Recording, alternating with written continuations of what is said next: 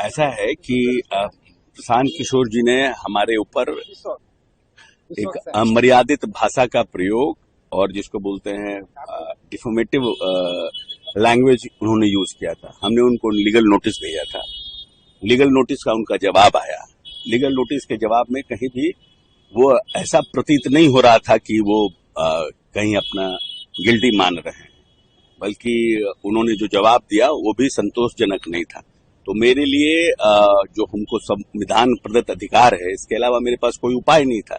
तो हमने defamation suit file किया है प्रशांत किशोर जी के खिलाफ कि या तो वो इस बात को प्रमाणित करें या फिर गलती माने, सॉरी बोले। उन्होंने ये कहा था कि आपकी बेटी ने हाँ, हमने अपनी बेटी को पैसा देकर टिकट दिलाया है, या तो इस बात को प्रमाणित करें या फिर वो माफी मांगे।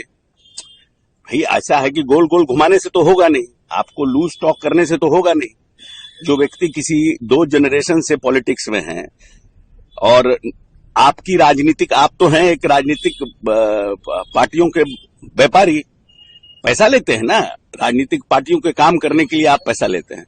हम लोग तो शुद्ध राजनीति करते हैं और 2 जनरेशन से कर रहे हैं।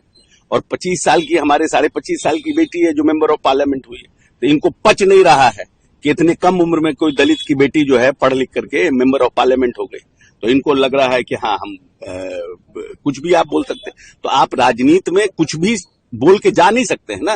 या तो आप प्रमाणित करिए कि हमने चिराग पासवान जी को, लोजपा को पैसा दिया है और टिकट लिया है, और नहीं तो माफी मांगिए। दोनों में से तो एक काम लड़ेंगे के सुप्रीम कोर्ट तक केस लड़ेंगे।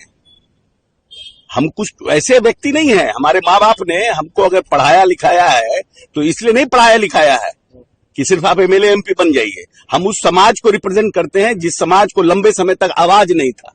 तो मैं तो लड़ूंगा, बिल्कुल लड़ूंगा, जो हमारा अधिकार है उसके लिए।